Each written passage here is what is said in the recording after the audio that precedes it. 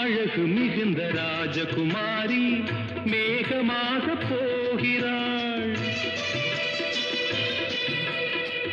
ஜரிகை நெளியும் சேலை கொண்டு மலையை மூட பார்க்கிறாள்.